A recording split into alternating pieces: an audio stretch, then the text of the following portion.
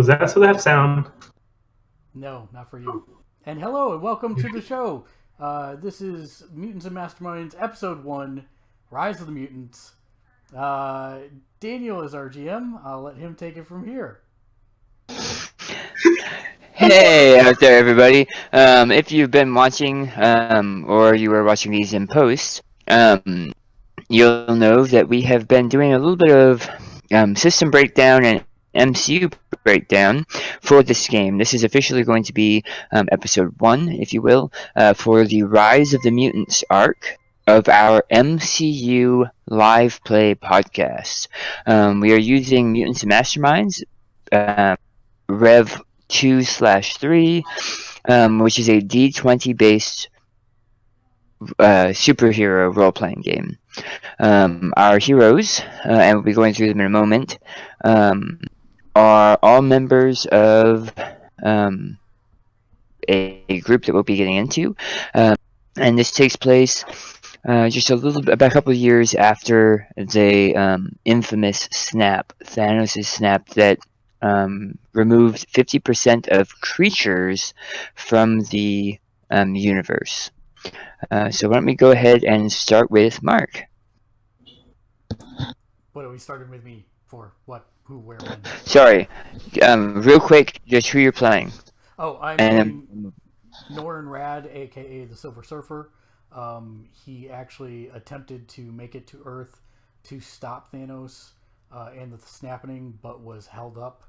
And because of that, he did not get there in time, and as such, he has failed. He has dealt with Thanos in the past, but expended a lot of energy to get out of the predicament he was in.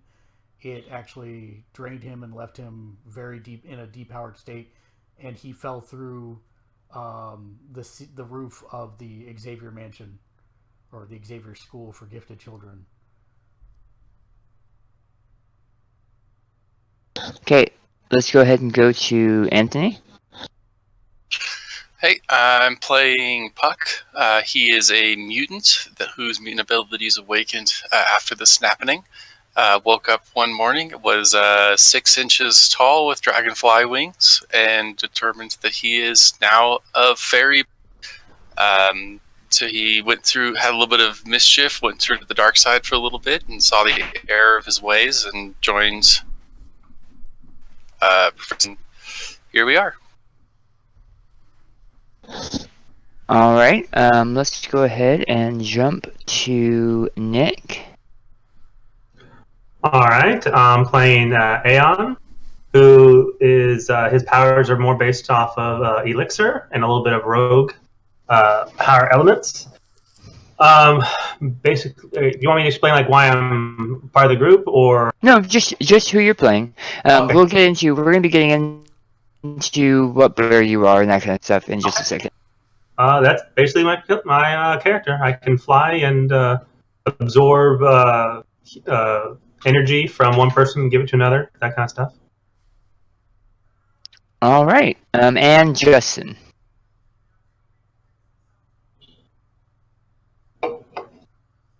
Or not. Did he drop off? I think Nope, we I'm scared here. him Sorry. Try to fix my camera real quick. I'm playing Surge, who's essentially a speed, and the main point of it is that my family's kind of been in the limelight, and I'm trying to help the mutants as much as I can, but also deal with the fact that I'm in the limelight as well. Hey, Justin. Yeah. Real quick, do you have the VCam open right now? Maybe I think you. I had it installed. Yeah, you installed it, and it's currently now set as your default out. So if you don't have it open, you've got to open it and change it to remove background, and then you will start to appear. Sometimes it does that in certain programs. You just have to, even if it's on remove background, you have to set it to remove background again to get it to update in this particular app that you're in. Or just change your Discord settings so that it's back to your normal camera, so you're not using the VCam. Because all we get is the logo when you talk. Just FYI. All right. See me now. Not you. We see a picture of you on its side. Yeah, a little weird.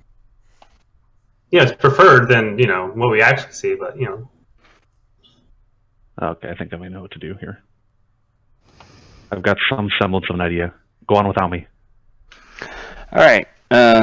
So, and we have one more hero. That is a usual player that's not going to be with us tonight, and that is Cadus, who's being played by Ray. Cadus is the Marvel Cinematic Universe version of Gambit. So we are going to go ahead and we're going to go ahead and start with where you are.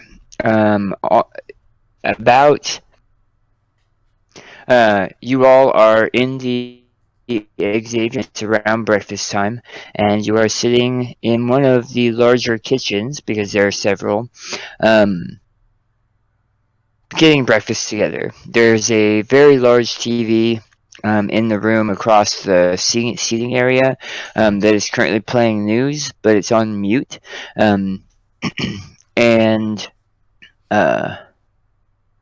as you may remember, the Xavier mansion and surrounding area was declared a sanctuary for mutants after all of the violence against mutants has been occurring for the past couple of years. The Xavier Heritage Group purchased the large area of grounds around the school, expanding the area quite a bit, and it's the first UNWO sanctuary right for mutant kind. There are probably about 300 people now that live on the grounds, many of them younger, because there were a lot of parents that wanted their children to be safe, so they were placed here, and other reasons. A lot of them are younger, but still a good fraction are adults like yourselves. While there are that many people in the group, on the property, you see Professor Xavier or Charles Xavier probably once a day, right around lunch times. These large lectures, what it means to be part of society and what it means to use what the gifts that were given to you responsibly, and then he is secreted away by his council of other responsible people, essentially the X-Men, yeah. But they're the other teachers and people that help make sure that his property and his that the whole Xavier Institute works, essentially. Also of note, the 5 of you are part of Team Charlie, the secret organization of heroes called the X-Men, because you have proven yourself since you all arrived to work as a team well, and to be able to take on these challenges. I have a question. Yes. Am I allowed out and about? So, yes.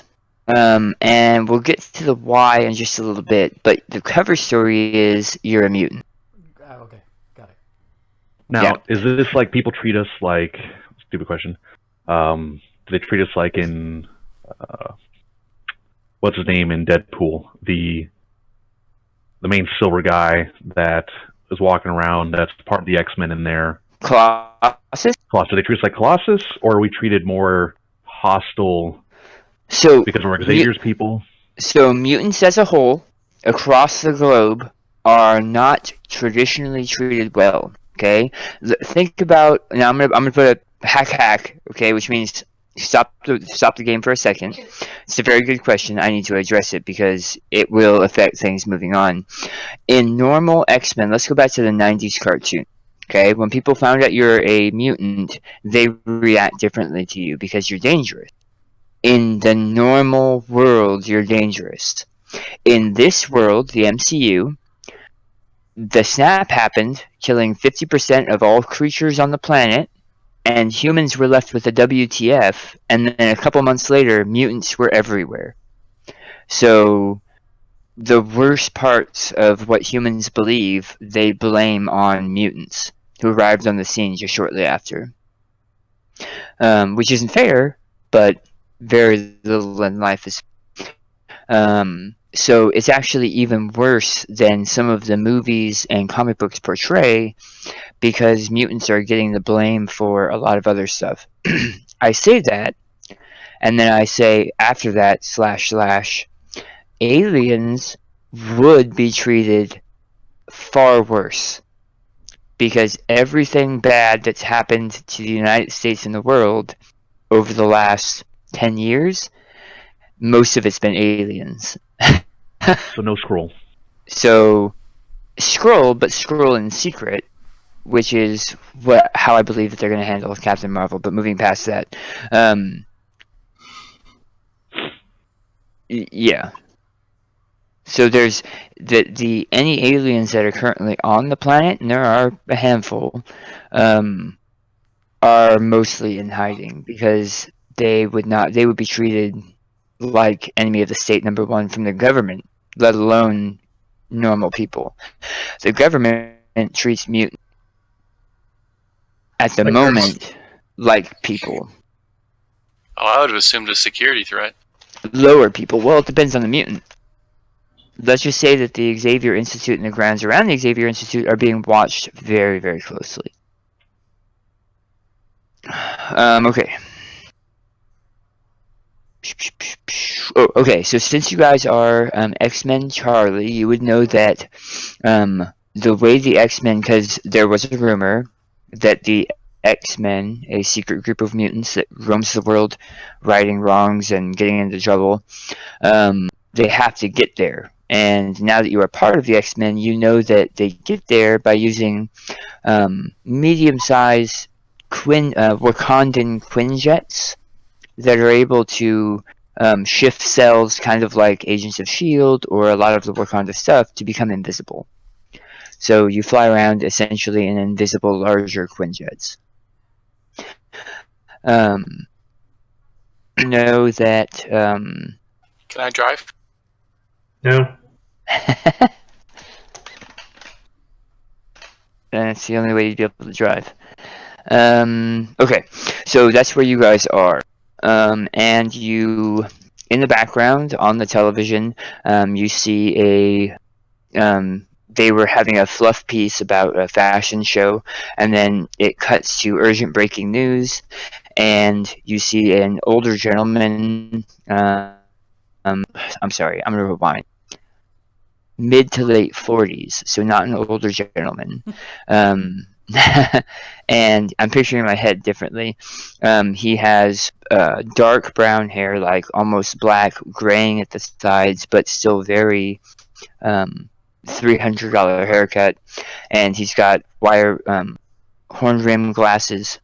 Very stern face, but it's currently split with a large grin as he's waving at the camera. And you can see the headline underneath that reads, Presidential candidate Bolivar Trask has changed his platform for the better. And that's where we're going to do the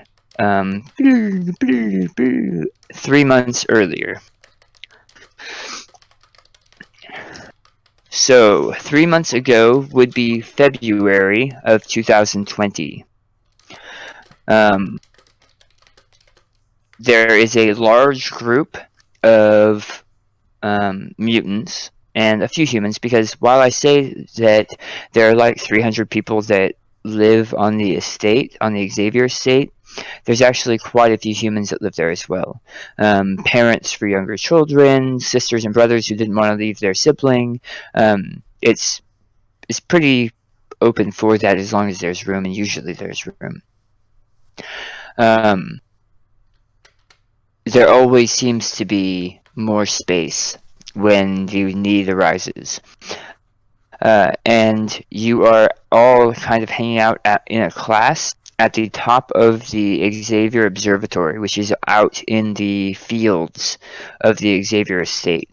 It's a 3-story building with a domed top, a large telescope, a whole bunch of computers, and while you guys are older and probably not exactly students, there are many times where you sit through classes because it's interesting stuff.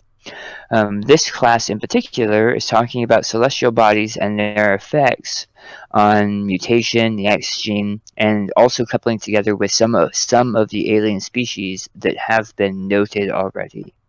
Because unlike how we are now, people know aliens exist. They have seen them. Hell, one of them was a hero. So there is no doubt now. You are getting through one of the lecturers who is holding up a piece of Chitauri weaponry that he got from damage control in Stark Industries years and years and years ago. When there is a loud boom, those of you who are on alert stand up. And you're immediately wondering if there's an attack going on, because tensions have been rising steadily over the last several months. But there's protesters outside the gates. There's hundreds of death threats that arrive, and you have just about a fraction of a second to really let worry set in before the building shakes. Like a bomb just went off, and dust erupts out of everywhere. Light pours in through a large hole in the roof, and you can see something in the middle of a crater of this floor, like the floor broke, and there's something sitting in the middle of the crater. Something flew through the ceiling, broke the ceiling, and collapsed into the floor. Children are screaming, people are hitting the emergency exits. What are the three of you doing? Something. How big is the something? Is it like a person size, or? Yeah, it's a person size, and it's in the middle of the den. What was that? With a surfboard? No.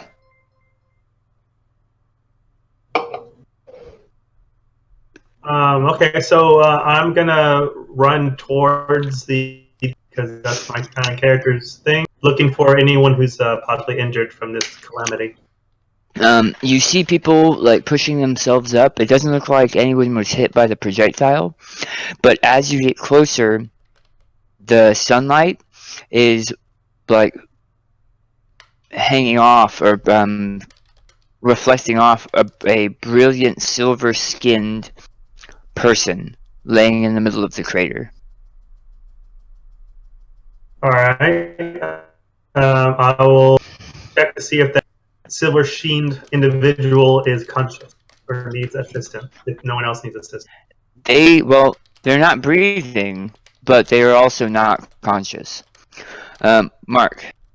Yes. On Nornrad's way to Earth, he was actually held up several times by interlopers.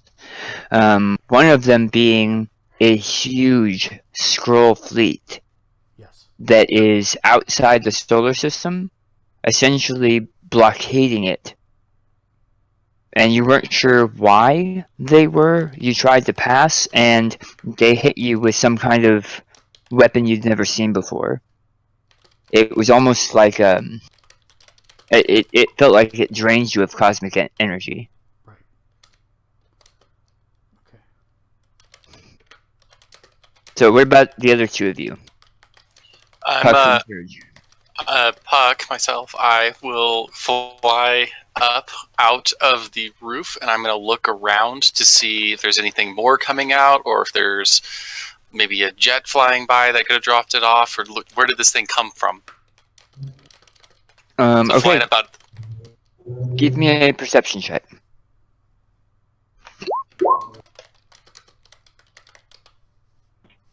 And while he's doing that, my character is going to run to the bathroom, get my secret cover, and come out and try to take as many people that are close to the threat as possible, bracing their neck, of course, and away from the area and get him out to.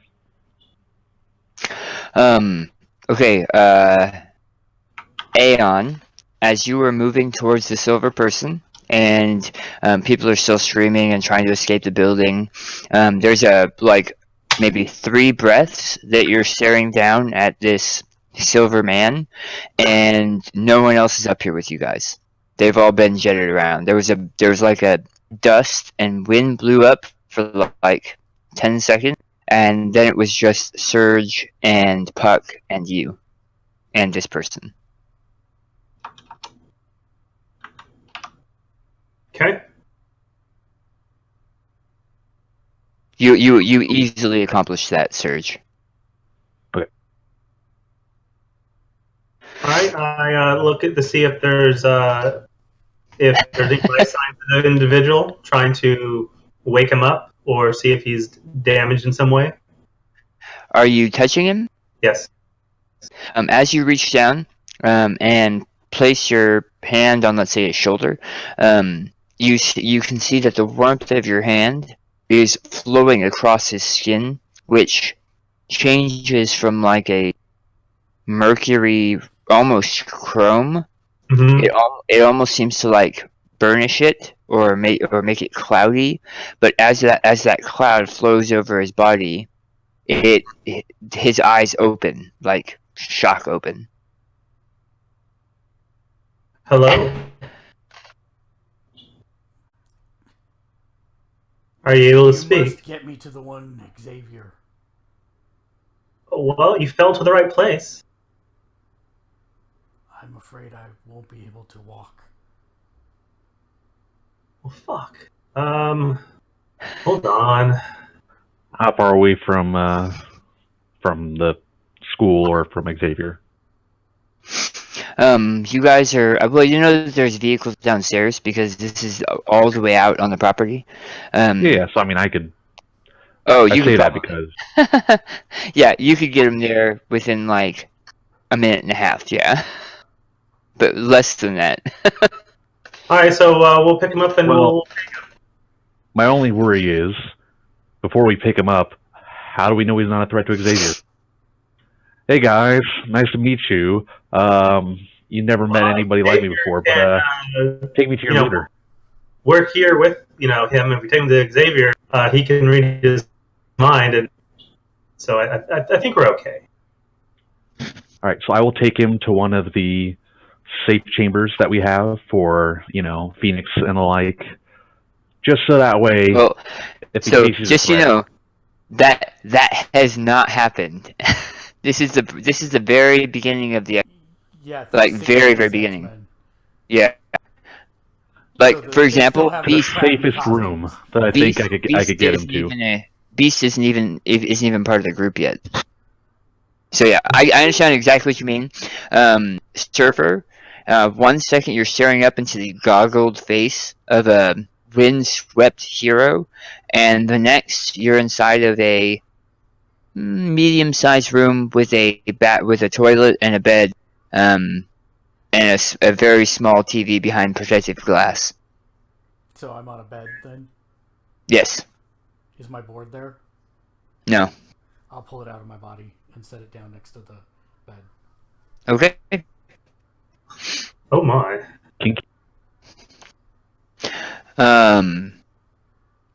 You actually, Surge, you actually just saw that.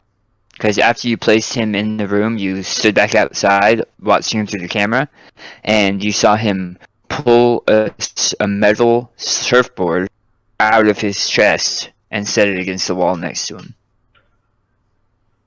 And as I think to myself, in a little comic, is that all he has in there?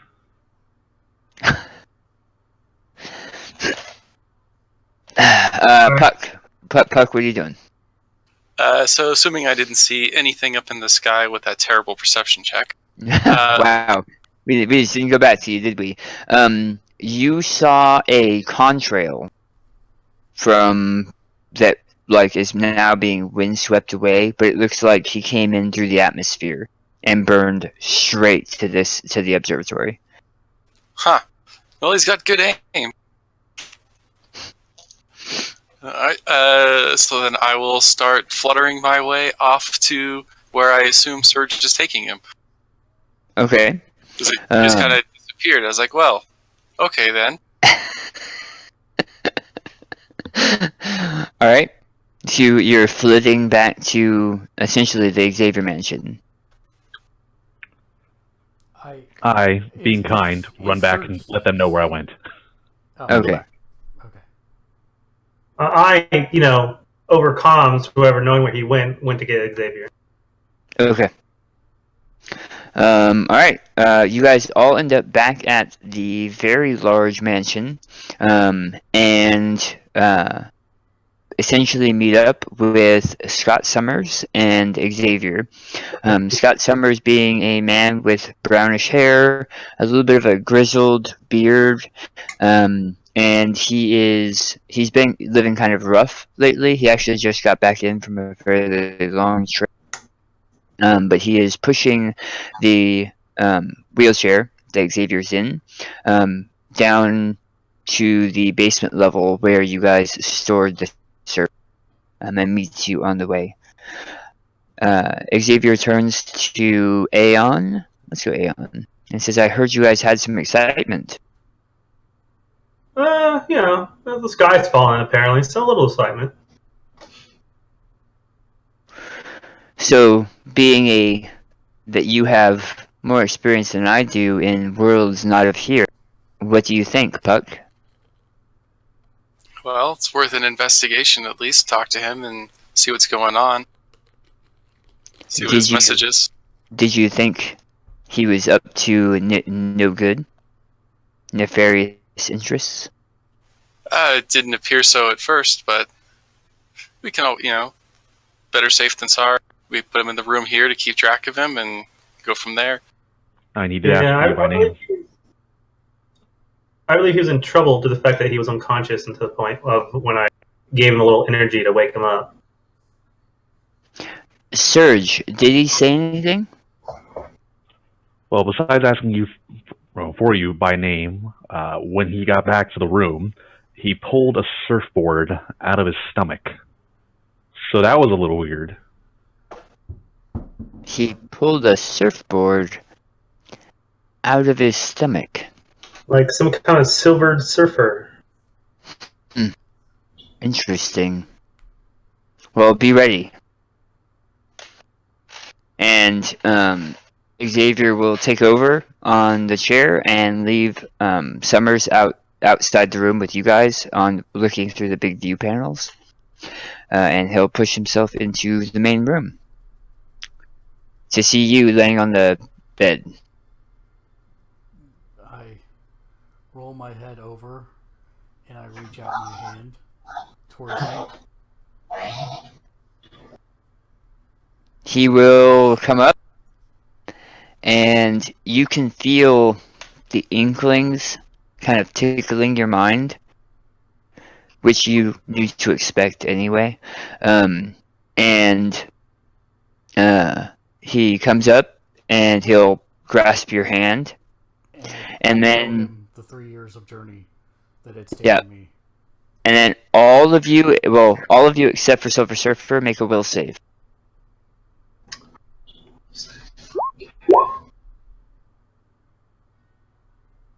Well, that's not off to a good start. So would you just, like, my will's 8, so just gonna be plus 8, right? Yeah. Yes.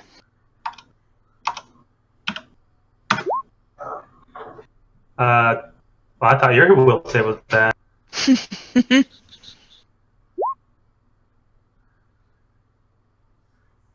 Wow.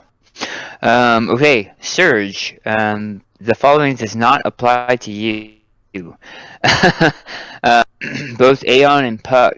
For 1 second, you're watching the video playthrough as the professor reaches out and touches the Silver Surfer's hand, and the next thing you know, you're on the floor and you're staring up at the ceiling. Your whole body is shaking, but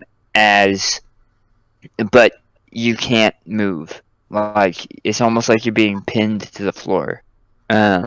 Your eyes are moving. Your breathing is shaky, but you're able to breathe, but you can't move. Xavier, I touch Aeon next to me and see if he's okay. he seems well. Oh, sorry. Let me rewind back. It also seems like the air around you is vibrating, like shaking. It's wobbly.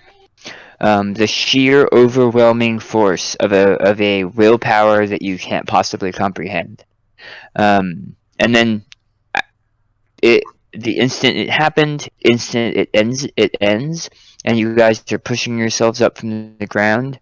You look up at the screens, and you can see Xavier laying on his side in the room. He seems to be breathing slowly, but he's laying on his side. I run in there. I'm okay. That was a lot of information. This... Okay, you're gonna have to help me. I know I'm gonna mispronounce it, Mark. Noran? Norin. Yeah. Norin Rad, right?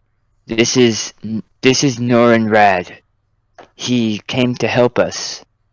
A little too late. He's here to help us now. And I give Xavier a little boost. A little boost. A little pop off. He'll look over at you, and you can already tell the color is starting to come back to his face. He's feeling better, and he graciously accepts your help of helping him back up into the chair. He says, "Let's give him some rest for now. He's going to need it for what's coming." As you say. So, And then he'll... Yes. just to be sure, in that data dump, I'm sure I gave him the whole 4 years, but he needed to feel Galactus's hunger after half of the universe disappeared, the threat that Earth is in, then the Skrull threat, and then especially the moments where they shot me with whatever they shot me to bring me crashing down. Yes, sir. So I do have a question on that. Yeah. Character. So with half the life drained from the universe, does Galactus feed on the life of the planets or the planets just themselves? Both, all of that. Yes. All of it?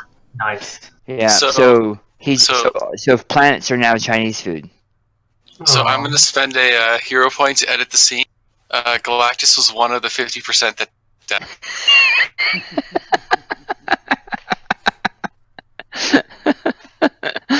It's gonna take a lot more than one hero point. I spend one too then. I spend one as well. By our powers combined. We are Captain Planet. What? It was worth a shot. Okay. So he felt that, but didn't say any of it. And then as they leave, they also leave helmet door open, so that Surfer can sleep, but so that he's not detained. Whew. And the door shuts. As Hey. if by some mystical super speed.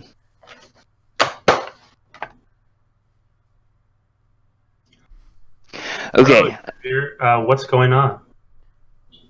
so you're asking Xavier? Yeah, I'm a child, so I need explanation on what's going on. It appears that Rad was coming here to give us a warning, and also trying to stop Thanos because of what would happen if Thanos succeeded. There's a much larger threat that looms now in this universe. Which is? Imagine an entity that was just, Okay, gotcha. Hunger. and that hunger could only be sated by eating entire civilizations and planets. Oh, so like my hunger, but like on a grandiose scale. I gotcha.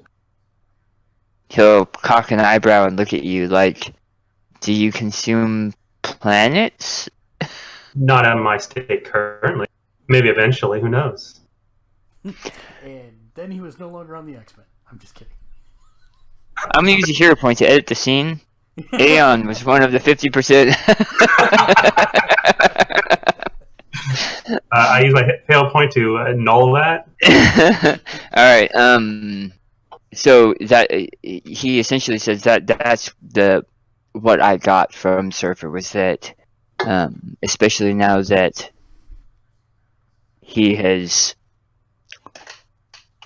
that the Mad Titan removed half of all life, half of all creatures, it may have accelerated the timeline. So what kind of time are we looking at? That's a very good question. We're not sure, and he wasn't sure. So is he a force that we can track, or is he like an energy being, or? I don't know. We'll have to wait to see. We'll have to see what Rad knows when he's more of himself. Tell you?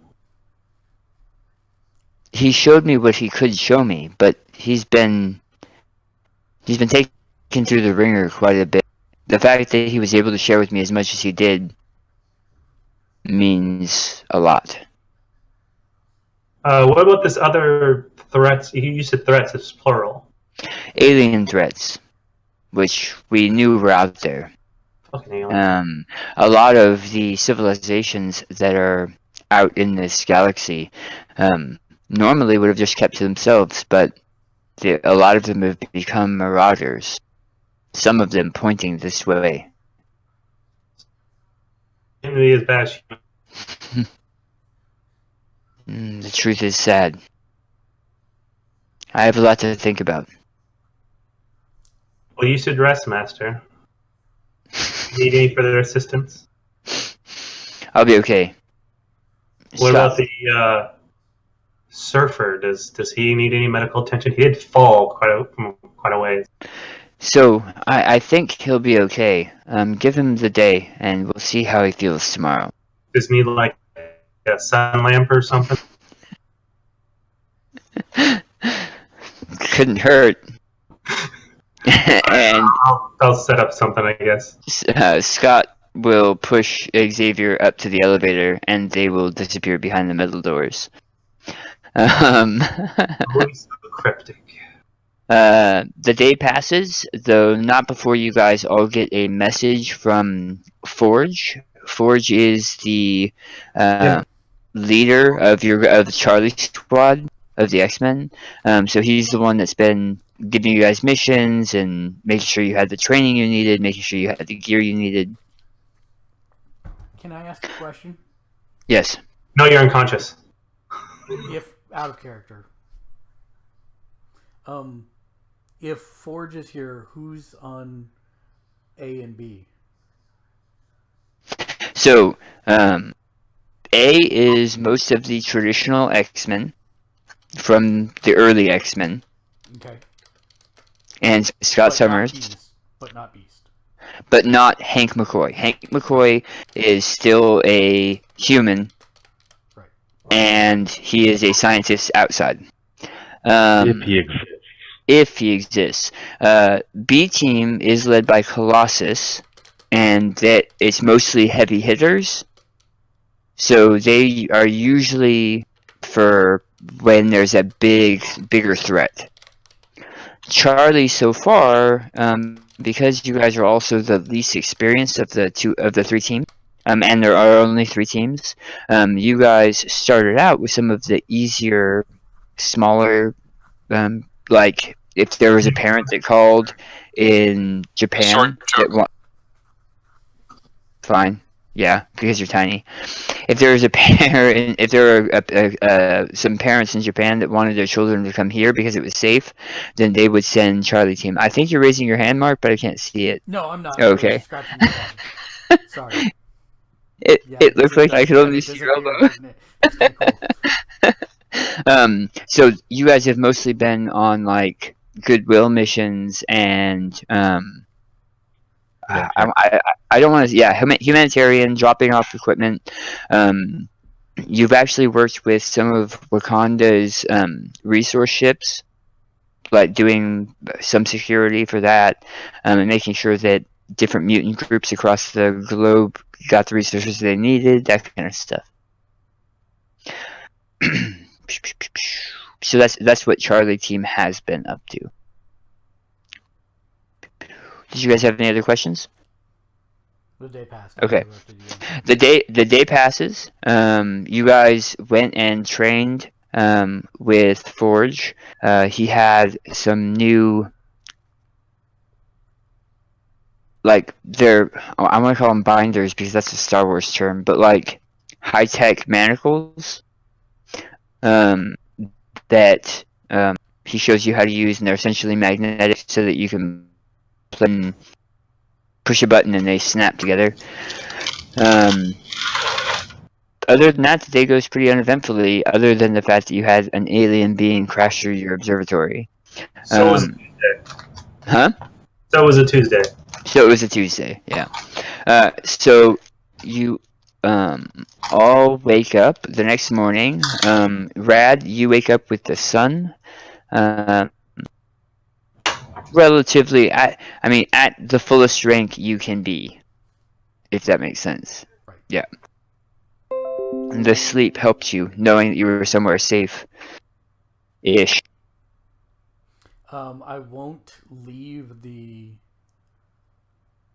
room, even though it's unlocked. I'll look to see if there's some kind of communication device or something, or barring that, I will wave at the camera. You see a digital panel. Like, there aren't any buttons, but it's like an iPad. It's touchscreen.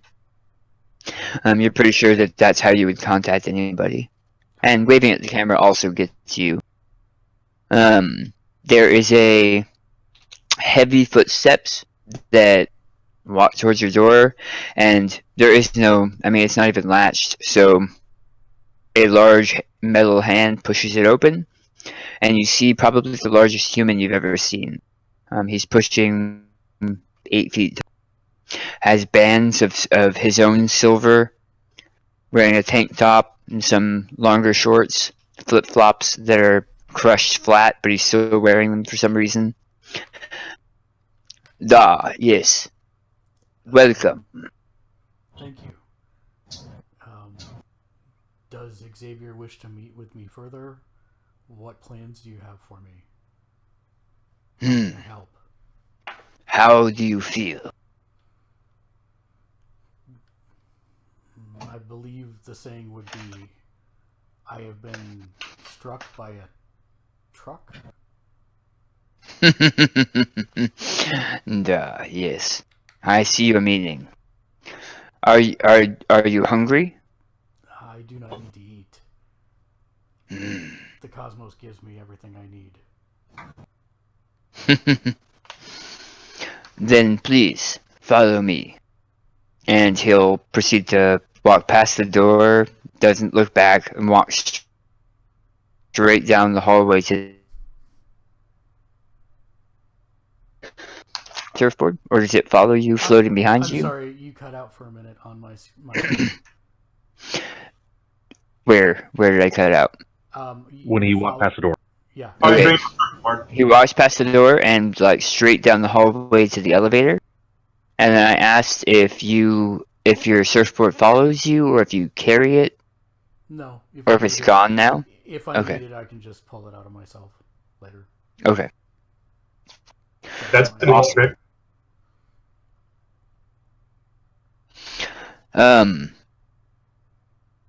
He walks to the elevator and waits for you, and then you guys take the elevator up into the main house. You get your fair share of stairs there are plenty of stairs as you get up to that level from people, not stairs. As we walk, I do ask Colossus, and I sound anxious about it. Was anyone hurt when I arrived? No. You scared plenty, but no one hurt. Good. It seems almost a stroke of fear. And he continues walking, and then opens you notice that once you get up to this level where everything was metal paneled down below, everything is hardwood here, and nice deep colors. He he opens almost comically small doorknob and on his right for you, and then steps back. You can see that there's a fairly large room, lots of seats, all of them filled. Xavier sitting up on almost a large dais at the foot of, like a teaching dais at the front of the room, and he's indicating. Go ahead. I was just gonna stay with podium. There is a raised platform, like that teachers stand on and teach from, but there's ramps on both sides. Yeah, a dais. Robo-cuffs. Yes. So, I'm assuming you walk into the room. Yes. Wait, are there many people in there? Yeah, it's full. I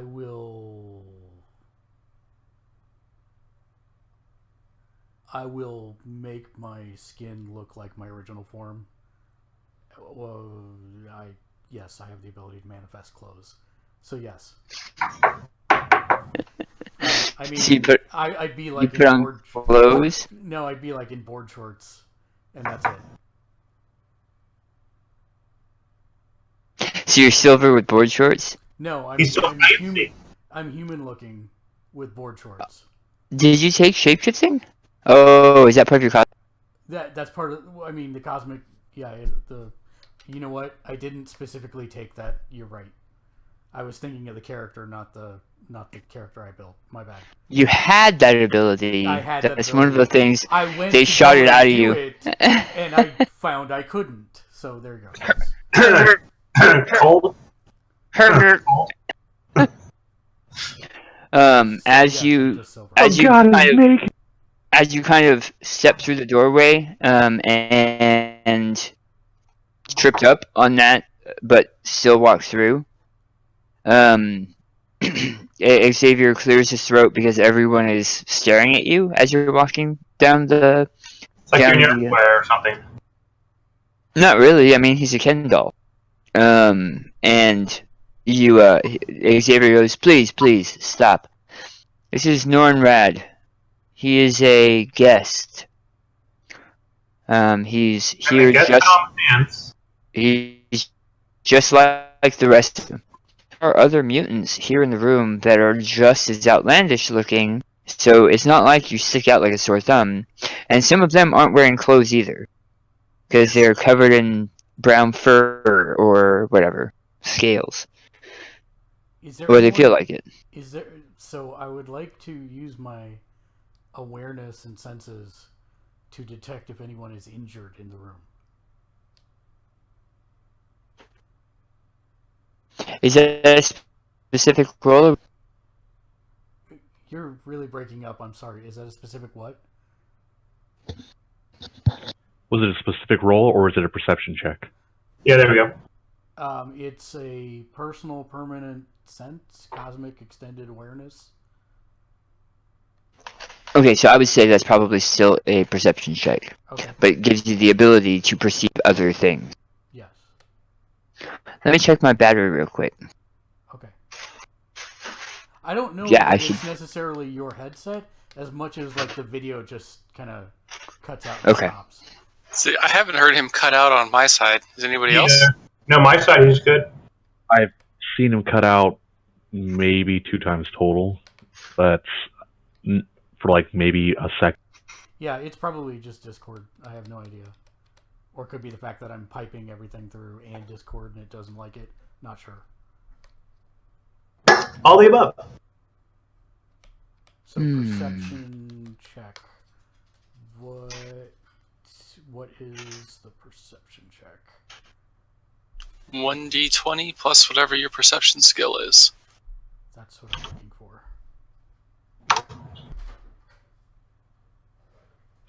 Second page, halfway down on skills. Thank you.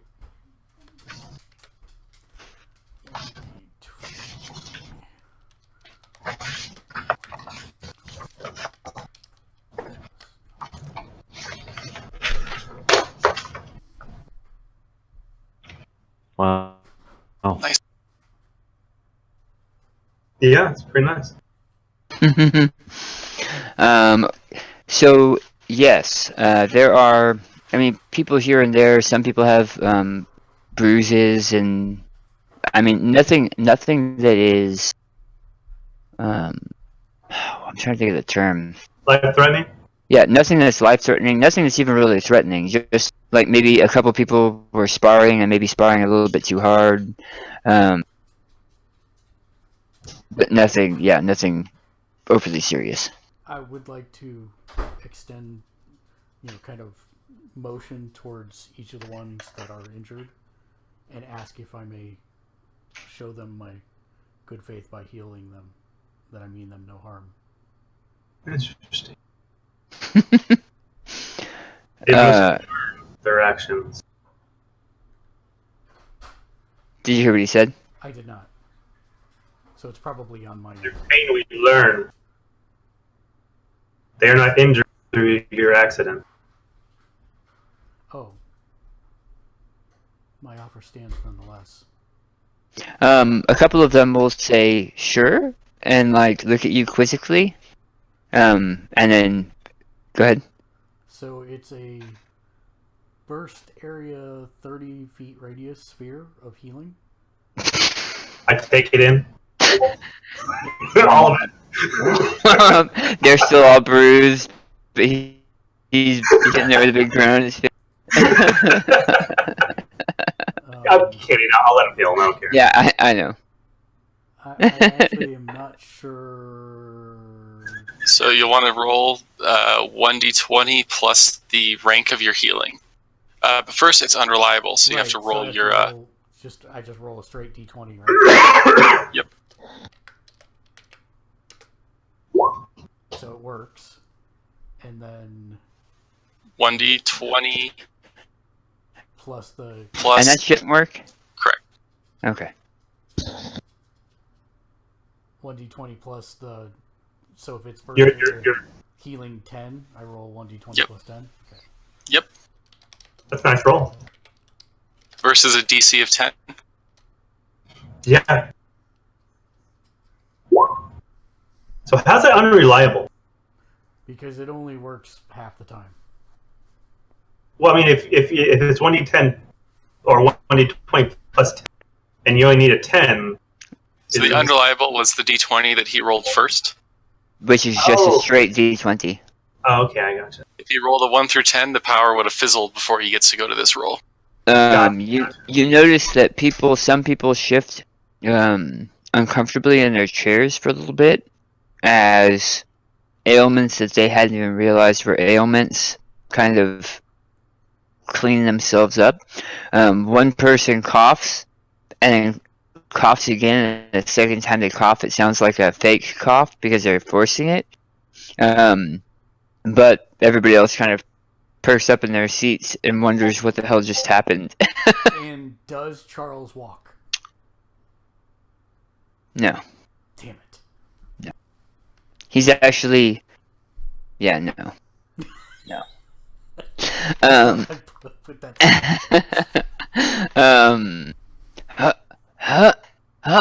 no. And he falls. As you okay. He welcomes you, and indicates to a seat in the front, like the front row. I squeeze into one of those little desks. Okay. Is that not It's one that it's like the auditorium with like No, the little. okay. It's not. There's a desk up where he is because he's a teacher, and you crawl underneath it. I'll sit in It's one like of an the. auditorium that has like hiding. I'm here to get my A. Not All right. bad. Yeah. No.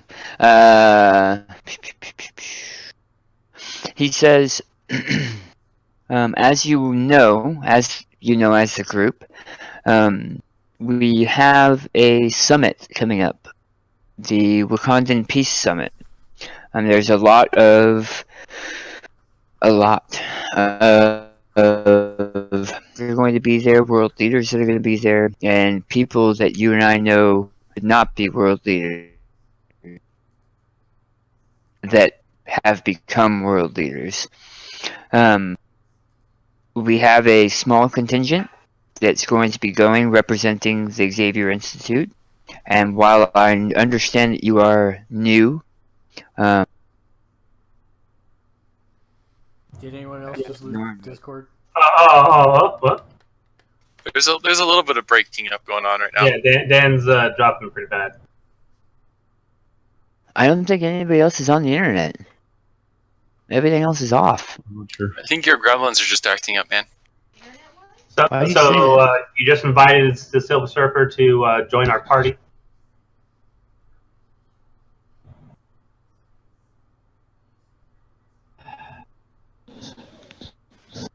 Is that any better? We'll start talking. Let's. Okay, there's a Wakandan summit. Yeah, we got that. He wants you to join the team that's going because you, Norn Rad, because he feels you have some specific information that the Queen of Wakanda would definitely need, as well as some of the other more resourceful world leaders. He's not sure yet that what you have to brief would be best passed to the UNWO, but for now, if he feels that essentially friends should definitely know this information, and then is handed a tablet and lists off about 10 people first, and then we probably should have gotten your names more than your call signs, but he lists off Puck, Surge, Aeon, Cadus. Am I missing someone? Oh goodness, am I missing someone? Surge, Puck. I think it's all of you, Ray's right? character. Yeah, Yeah, Cadus.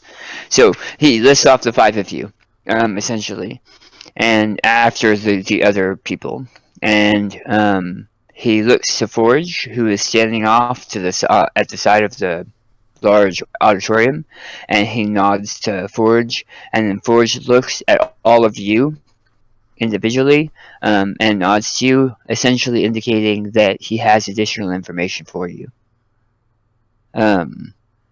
And then Xavier moves into a discussion on grounds safety, because apparently somebody with the wrong kinds of explosive powers was playing volleyball out in the western lot and blew a couple brand new holes in the grounds.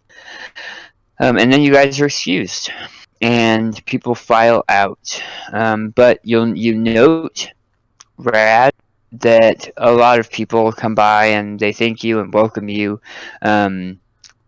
which is very different than how you expected to be welcomed when you arrived here on Earth. Part of you wasn't sure that you would have been welcomed at all because of the information you were bringing. So, one of the other things that I did off camera is I would have grabbed some water from the faucet and converted it to gold. And that is a power I have. And I would have brought it to the professor and said, I know that I have caused you damages to your estate, and I apologize for that, and I would like to offer you... pay. Oh. Really? That's weird. We can hear. And it's all black. There's Unfortunately, Test. Something I can hear you, Dan. Yeah, I don't know what's going on. I can hear you guys too. It's fine now. Hold on, but I think Twitch just went down. Hold on. Twitch is twitching out. Oh no! No, it's going fine. Give me just 1 second. I'll be right back. Apologize. So while he does Here's a that, cup of tea. I'm going to turn to Aeon. I'm going to create an illusionary cup of gold, and I'm going to give it to him. I absorbed the energy from your imaginary cup of gold. I am now flying. Except that it's illusionary flying. Nice. You feel like you're flying. I use my hero point to make it a real cup of gold so you can really fly. This is Make-A-Wish Foundation. Holy crap, I have that power now. My illusions are real. So, I've heard of, someone turning lead into gold with enough energy, but water into gold? That's some shit. Yeah, I'm surprised that Mark decided to go Silver Surfer since we're on a break. Because Silver Surfer is I mean, if you were to really make him with the system, I think he'd be close to level 20. He's pretty significant. Well, you can get a The decent builds one that out I've of seen are 15. Yeah, but it's still enough of a handicap that it's going to be a handicap. Yeah. So what power allows you to turn water into gold? It's a power that is literally transform anything to anything. I can do it to 1,600 pounds. I didn't figure I wanted to carry 1,600 pounds worth of water gold, but and you don't want to overuse it. Right, and it leaves me. It leaves me in a bad way for quite a while. It's one of those powers that can easily break everything. No, it's not. I actually have a ton of limitations on it as well. But yeah, in this case for roleplay, it made sense. He thanks you, and his eyes go wide. And then you hand him the cup of gold, and his whole chair flips over. And not that heavy. No. I am worried, however, that upon my uncontrolled entry into the atmosphere, there may have been other powers that noticed my descent. Most certainly. We've been looking into that, actually. It was unfortunate that it happened during the day. We've already found several entities that have been asking correct questions. I do not wish to put you or any of your school at risk. If I must be turned over for the greater good, that's fine. But I had to come and warn you about what lies outside your solar system.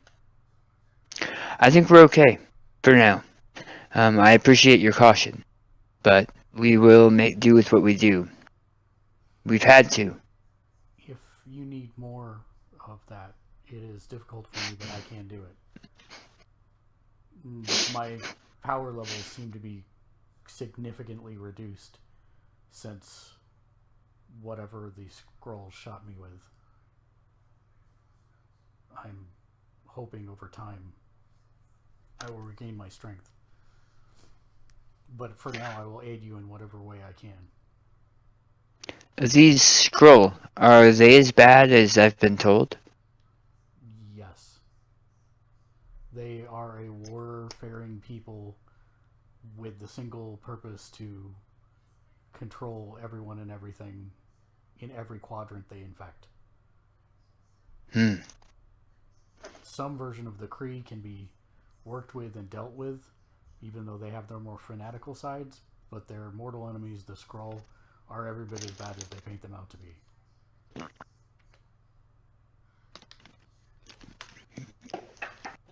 I certainly hope we don't see them anytime soon. Dun, dun, dun. One of the things that I sense from space is that you are using some way to amplify your psychic abilities. I can sense other beings. If you would like me to work with you on pinpointing where the Skrulls are, I can help you with that. I may. Like on this planet, or Yes. that's useful. Wait, there's scrolls on this planet already? Of course there is.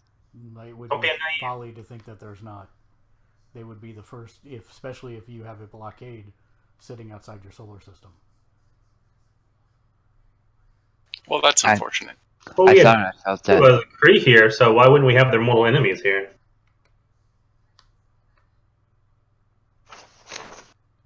There are Kree here now. There were. We haven't seen them for a while. That is best. They would do great damage. They did. tried. They did great damage. My healing still seems to be fairly strong. If you have a med bay or someplace I can make use of my power while I'm here, I will need to rest between each session, but I'm happy to help however I can. Thank you. I was here for 2 seconds to try and steal my job. God, fucking aliens. So, for the record, that's the second F, right? Oh, I'm sorry. We're trying to Please.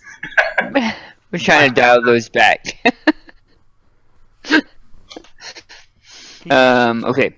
Don't worry, it was just an illusion. It was just an illusion. These aren't the F-bombs you're looking for. It was Justin's illusion?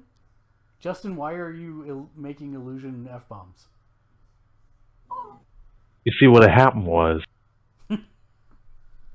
For 800. Alright, go ahead. Yes, I thank you. The new Queen of Wakanda, well, not new, she's been the Queen for a couple of years, definitely needs to know the information you shared with me. So, I'd appreciate you giving her everything you gave me. I have no problems doing this. I was originally on my way to see Stephen Strange, but after I failed, you were the only other person I knew would be trustworthy, so I will take your direction because I know nothing about the political landscape of this planet or its workings. Xavier, my only hope. Even if you had all of that history, and then he will turn and stare out the window and say, "Hopefully, it's not too late." And Forge will come by to collect you guys, to include Rad, Silver Surfer. As you guys leave the room, you can hear Scott and Xavier kind of arguing, and they're doing it in more hushed voices, but you essentially pick out that he's upset that Team A, or Alpha, is not going on to this summit, and that if Xavier really felt that it was this important, Alpha should be the ones going. And Charles essentially is saying, "There's a reason I make these choices. I understand that you don't get those, but those reasons are. But I need you here." Oh my god, he's going to kill Xavier! I'm sorry. Out of character. I've seen my death. You're all going to die down here. Forge, a mutant with essentially What arms? I just said it earlier. He's a Native American Technopath. Yeah. To create any technological thing that he can think of. That's convenient. It is. Very. However, you have to invent something, though, too. He walks you out, and he's explaining that the summit is the first collection of this many important leaders, both warlords, like warlords that took over after half of the population was decimated. A bunch of warlords took over smaller countries. Different governments took over large areas of land that used to belong to them. Like, Europe and Asia has been in huge upheavals for the last several years because of this. But this is the first collection of superpowered beings and just straight powerful beings that were left after D18 that there has been. And so it's very important that you guys represent the Xavier Institute and mutant interests diplomatically. This is kind of Charlie Team's, I don't want to say coming out party because that doesn't sound correct. Maiden voyage. Maiden voyage, yes. The first time that you guys will really be seen in public. And while you're not the X-Men in public, you are still members of the Xavier Institute.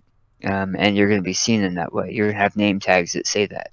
So please act accordingly, is essentially what he's saying. On a side note, he wants you as security as well, because there are going to be plenty of leaders there that do not like mutants. And so you should expect them to be trying to get a rise out of you, so that they can show the world how dangerous you really are. I don't think I'm a good pick for this team. I don't like people. I agree. I don't think he's a good pick for this team. I used my hero point to kick him off Not the fair. team. You're so whittled. They're never going to see you. They're trying to get a rise out of mutants. Nice.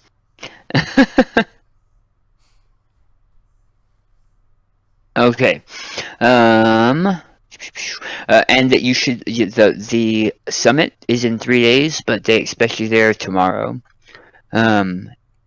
Being that you can't take one of the normal jets that you would normally take, Xavier put in a request for a Wakanda transport to come and pick you up, and it'll be here tomorrow a little bit before noon. So, do you guys have any actions that you would like to do prior to tomorrow at noon? I would like to spend the time researching the guest list and seeing who's who and try to get a good idea of who might be the biggest threat to us. Threat to you? Just trying to figure out who I don't know, who's taken over or come out of the woodwork since D18. So I could go through the list, but it would take us all night and later. But essentially, you That's get what my character's doing, at least. Yeah, you get a list of all of the people that were invited. Whether or not they show up, you're not sure. But they include people like Victor Doom, the heir to the Latvian states, which were originally Latveria just one country, but after D18, it took over several of the states around it, so it's much larger than it was originally. He is essentially like 5 steps from royalty of a very large part of Northern Europe, though that number got much smaller after D18, and he's second in line now, but he is extremely brilliant. He has not said anything against mutants, but it can't be helped but note when you look at the numbers, the Latvian states don't have don't have the same percentage of mutants that the rest of the world does. At least, not that we know. Or lesser? Less, much less. Like a fraction of a fraction. You know that there will be several United States senators that are going to the summit. The president is not going to the summit, but a couple of the presidential candidates are.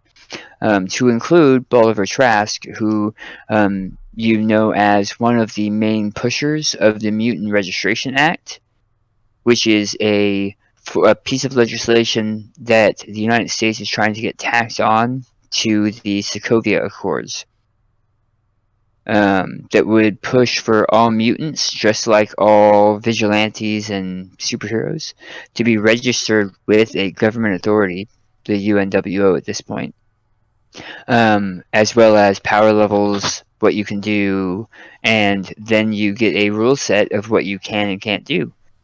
What was Xavier's, I don't say perception, but his his thoughts on the. Thoughts on what? You're dropping out.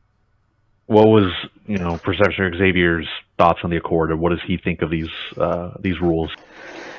So he hasn't come out and said one way or the other. He's been very diplomatic about it, but Right. you can tell that the Registration Act, kind of his actions of making the Institute and the grounds, the estate, a sanctuary for mutants, kind of goes against the whole Registration Act to begin with, because part of what he does as a sanctuary is he doesn't write down names. He ensures that everyone has a place to sleep, that everyone's getting food, and that if they are useful and they want to give back, that he makes good use of what they can do, whether it's mutant powers or skills. Several of the chefs that work on the property don't have mutant powers in those areas at all. They just are good chefs that wanted to give back. So you can easily assume that he is against the Mutant Registration Act, though he hasn't said it out loud. And I mean, technically, we're living Avengers versus X-Men or Civil War, but there's no Avengers to stand up against the X-Men point of view. There's no pro mutant registration side other than the government in this case. So, is my character already registered? So, the Mutant Registration Act has not happened. And as you guys aren't actively in the light of day doing heroic things and damaging things and doing that stuff, you have not been registered through the Sokovia Accords. The Mutant Registration Act has not yet come to pass. I only ask because my character was in prison for a while.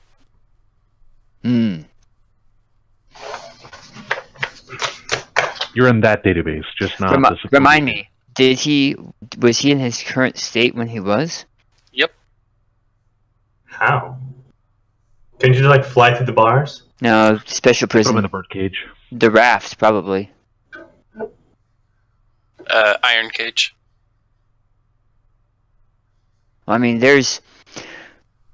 for at least the last 15 years, the government has been working on prisons to keep superpowered people at bay. Between you and me, they may or may not have been developing a prison to hold Thor. Just in case. Okay.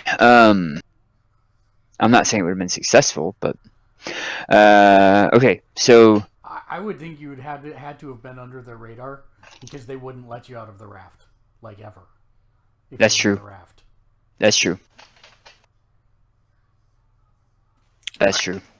I'll have to talk more with Dan, you guys offline to develop that arc. Yep. So you might have records somewhere. They probably aren't complete, and I wouldn't count them as registration. But and I was there almost voluntarily as well. So I wasn't trying to escape. Right. 3 hots on a cot. Okay, did anybody else have any questions that I did not cover? Nope. Alright. You guys get ready to go, pack your bags, eat breakfast, and then you're out in the field the next day as the large tear-shaped Wakandan craft lands. You can see the door falls, and 2 of the beautiful shaved head guards with long spears in very ceremonial armor walk off of the ship and greet the 15 of you. The other 10 of the group are essentially people that you know to be diplomats, and most of them are human. So Xavier allowed some people from not the Xavier Institute to also come on the installation and leave with you guys.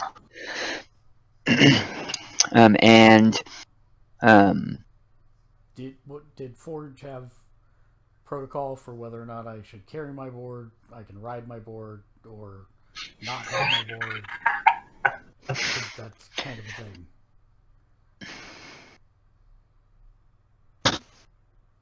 I think he would have said, if you can help it, don't ride it. But I can carry it. You can carry it, yeah. Only in the water. You can only ride it in the water. If you carry it, expect for it to be scanned by every single person as a weapon. That's fine. Yep. And true to form, you guys are scanned before getting onto the Wakandan vessel. Fairly well. A blue and orange lights run over you. As they get to Puck, it seems to short out a little bit, but the scan doesn't take as long, obviously. And Surfer, they just have a horrendous time. The readings they get off of him don't make any sense for what they're trying to set up. And you guys are allowed to get on the ship, though the guards have to get a clear go-through from Xavier to allow the Surfer to get on at all. And the ship takes off slowly and smoothly, and then jets into the atmosphere. You're really only on the modified airplane for about 2-3 hours before it starts to descend. And you can see out the viewports that the beautiful African canopy is coming up quickly as you descend into a large city. The architecture is very different. Each of the buildings is built with a different style of architecture, and very few of the buildings are architecture that you would recognize as Western architecture. Essentially, all of you have seen Black Panther, I hope, and you are coming into Wakanda. Though this is a very different Wakanda. For one, the city is about 5 times larger than it was originally in the movie. There are ships taking off and landing all over. You can see that what was once a xenophobic city and culture has expanded to allow people from all over the world who are helping each other to further the world. Not that utopia is a word that can even be used nowadays, but Wakanda, the main city within Wakanda, would probably be as close to that as you could find, if the news stories are to be believed. As you land, you can see a pretty young woman in almost ceremonial dress, but looks heavily modified, and you can see bits of tech poking out here and there. As walking out with guards out to the ship as it lands, and you recognize her as Shuri, the Queen of Wakanda, also the Black Panther, but she is like Tony Stark and Iron Man when he came out as Iron Man. She has also essentially come out as Black Panther. Originally, you know that she didn't take well to the role that she is now in, but once she understood what it meant for the world, she accepted it, being the Queen of Wakanda.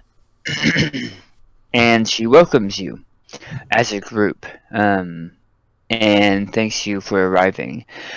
She's looking over the whole group and stops very quickly at Puck and the Silver Surfer, both of which are very outlandish. Essentially, something that large, where everyone else she's seen at the summit is a normal person. And the Silver Surfer, while she's seen plenty of mutants, none have essentially stood out like you. Though you notice she stops short, you can see her kind of catch her breath, and then she moves forward, still very gracefully and regally, but with a giant grin on her face. So Puck is currently standing on Aeon's shoulder. As the queen walks up and he sees her kind of stop and pause for a second. So he does a overly extravagant, outlandish bow with a grand flourishing of his hands. My lady. Her grin is even wider, and she will give the hugely over-formal bow as well. And you hear somebody behind her hiss, like, "Stop that!" And she will... I will bow, just not so grandiose. She'll I will try not to fall off. hold on to the ear. She'll chuckle and she'll say, "Welcome. I am going to assume that you are the what do you call a group of diplomats? Envoys. Envoys. You're the envoys from the Xavier Institute." Yeah, that'd be us, Your Highness. And she looks at you specifically, Surfer, and she will nod knowingly, and then turn to the others, and she'll shake everyone's hand down the line.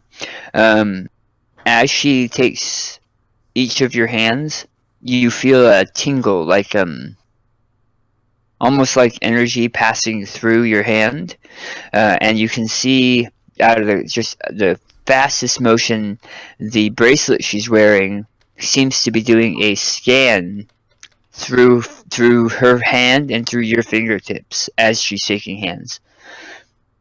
With all due respect, Your Highness, I prefer not to be touched. Really?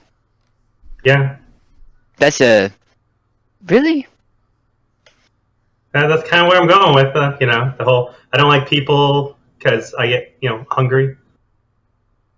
So I'm trying to control myself. Even rogues wear gloves, man. Eat a Snickers, you'll be fine. You are now Robin Williams of the group. I'm just saying. She'll nod to you, Aeon, as if she understands, and she'll keep moving down the line because there are 15 of you. She then, once she finds out who the other delegates are, she turns to it looks like an assistant behind her, who hands them business cards with where they're staying, a certain series of lectures that she thinks they would find interesting, and that kind of stuff. And then she shook your guys' hands going down the line, and then is handing out assignments and stuff on the way back. She says, in each of your rooms, you will find a pad that has the full lecture circuit, as well as kind of a who's who of the guests that have checked in. So it will be continually updating. So make sure that you double check that as time goes on. At the moment, the seminar is set to... Did I say seminar? Summit. Is set to take place over 4 days. So please bring an open mind and a careful tongue, as many who will be joining us will not do so. And she'll thank you guys for coming. And stand back. Yes. No, that's literally what I'm doing as she starts to walk away.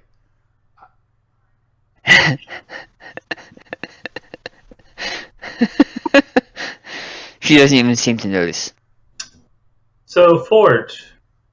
So are we in addition to the already numerous security details that are here, or are we assigned to guard certain individuals? So we're gonna do a cut like Ocean's 11 because Forge isn't here. So this is you asking the question before you guys left. You are a kind of special form of security. I think that there's a specific mission that they have for you.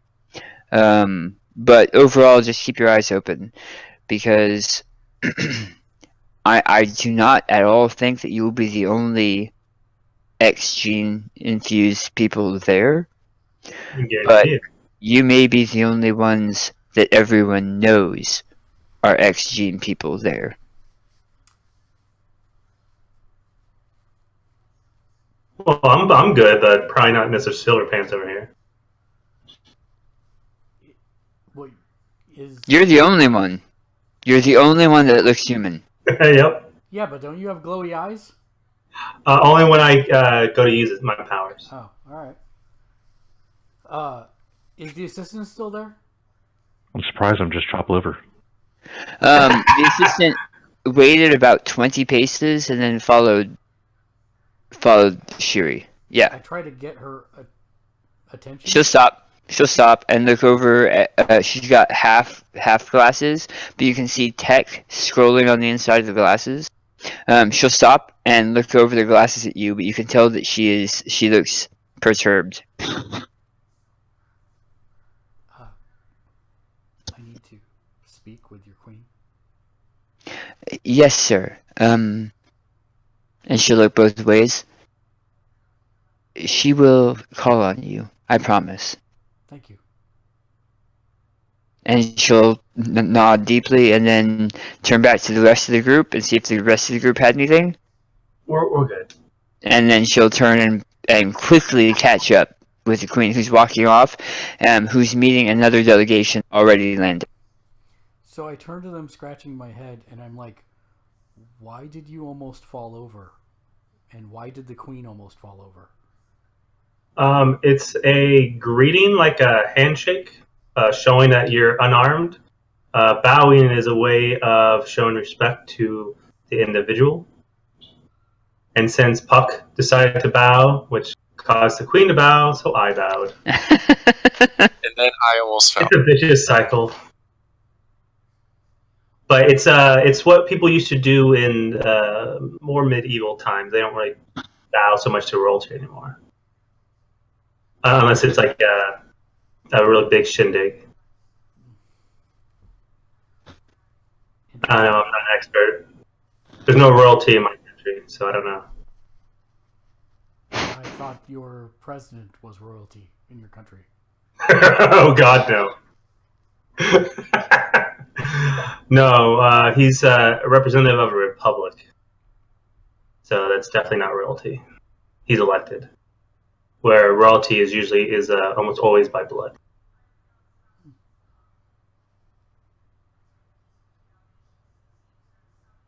Like, I believe the queen is the queen because she comes from the royal family. So that's by blood. But I'm not a Wakandan expert. This makes no sense to me whatsoever. Yeah, humans. They're a funny bunch. So, I will look at my fancy card. What's it say? So yeah, as you guys have been talking, the rest of the people that were on your ship are now on. So, what should we call you when we're activated? Like, that's Puck, I'm Aeon. What is your call sign, if you will? Surfer, please. Surfer? Good Silver God. Surfer. Silver Rider- Surfer. That's not Rider of the Cosmic Spaceways.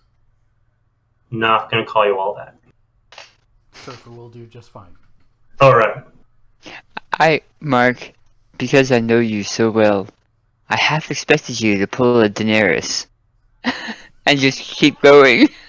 I know. Herald of Galactus. Yeah, I know. I figured that was enough. Fighter of the Unborn. Well, if he did that, then we'll just call him the Herald. Oh, true. And I am no longer Herald of Galactus, so True. I would not use that anyways. True that. Yeah, I was just because saying. Galactus went away in the snapping. No, Galactus is still there, and now it's worse, and that's why I came to warn people. Yeah, but only half of Galactus is there, so it's fine. No, all of Galactus is there, and he's twice as hungry because Wait, half he's the here stuff is now? gone.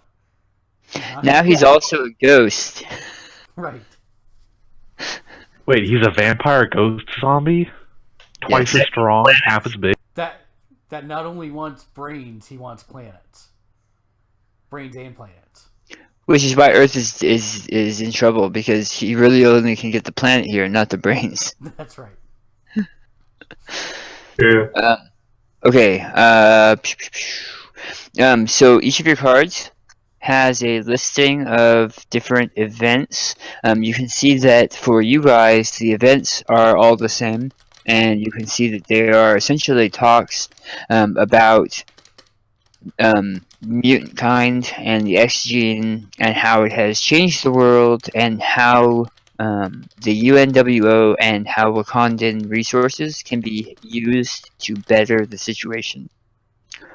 There are also a list of a couple events that might be interesting for you, but also hard for you, because there are lectures held by people that do not like mutants at all. And some of even the titles of these lectures are very hateful. And it also has room listings in one of the larger skyscrapers that you can see in the distance. You also note that while you are standing on this landing field, landing pad, fairly large landing pad, that there are small skiffs, hover skiffs, already set up to take you guys where you would need to go in the city.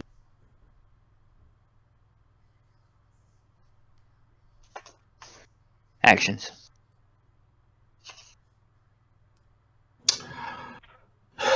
So I guess we're just waiting for it to start and to get in position. So I guess we're going to go back to our rooms and figure out what our actual orders are. Anyone else? That's what I was going to say, is go back to my room and get with my actual...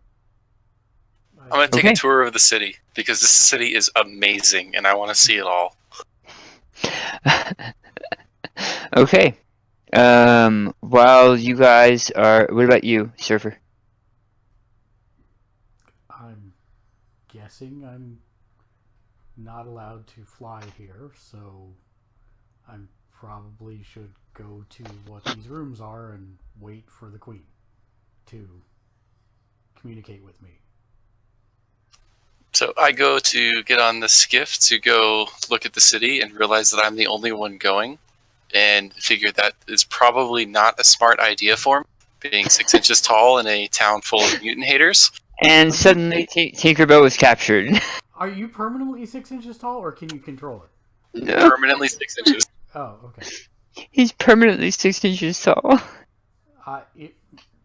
If So realizing this is probably not the smartest thing for me to do. This is an advanced city with advanced technology. Filled with people that aren't as advanced. Yeah, but I figured they can probably find me wherever I am, whether I'm in my rooms or not. So if you desire someone to go with you on your tour of the city, I will be happy to accompany you, Puck. I think the two of us together is probably going to inspire more hatred or... Hatred. Well, so understand that while there are a lot of representatives here that may not like mutants, the Wakandan people, pretty much a large part of the Wakandan people, do not feel that way. They were part of a group that were that were abused for a very long time, and so they were oppressed, and so they see a lot of themselves in mutants and how mutants are being treated. So a much larger portion of Wakanda than any other place on Earth are in support of mutant kind. All right, And I'll go with you if you want to go to the city. I have Yay! not seen much of this area. I've been here before, but I was pretty busy. I didn't get to look around very much either. Let us go. All right. You guys take the skiff, and Serge, I'm assuming you're still heading back to your room. Over the comms, I Well, invited Serge to go with us. Since It's not going to take me that long to get in. I was going to run back, see what the orders are, and I'll catch up to them before they get to the. As you speed to your room, you see that there is in fact a data pad essentially in your room. You also have several different types of local fruit and vegetables in like a gift basket of sorts. The data pad has a listing, as she promised, of everybody that's checked in, and as you are going through and reading through, you see that it already has updates. So part of you is putting two and two together. You think It's that the people that came down the other ships. that as she is shaking their hands or having them scanned, it's adding their information to the check-in listing. It I checked seems to like see if Aeon's name is in the list at all. Aeon's name is on the list, though it has a different set of biometrics. He's gonna die earlier of microwaves because he wouldn't touch the queen. That's right. Hey, it's out of respect. Just unplug the microwave then. Okay, the rest of you, you get a flyby tour of a large portion of Wakanda. The person piloting the skiff is more than happy to answer questions, tell you what things are, tell you what different areas of the city are, because most of the people he's been driving all day have been very gruff or rude, and he's taking them straight to their suites. So this is giving him he's happy for the friendly conversation. Company. After you guys have been hanging out for about 15 minutes, he starts pulling the skiff down to a large, what looks like and sounds like farmer's market. But it's not a farmer's market, it's just a market. And within a couple seconds, Surge is back among you. Took you long enough. I'm going to fly. The puck is going to fly up high enough to get a decent view of the market, so I can start taking in what all of the different stands are. Extremely excited about all of this cool stuff. You can see that a lot of the area of this market is produce and different types of meats and foods. There are vendors here from all over the world, and they're selling all manner of items, though much of them are more of your low-tech items. It's essentially a very large farmer's market that is made even larger because people, because of the summit, people have come in to offer their wares that wouldn't normally have come into something like this. So whereas normally their market's probably 100 yards, it's like 2 miles of streets now, just this entire area, which is why the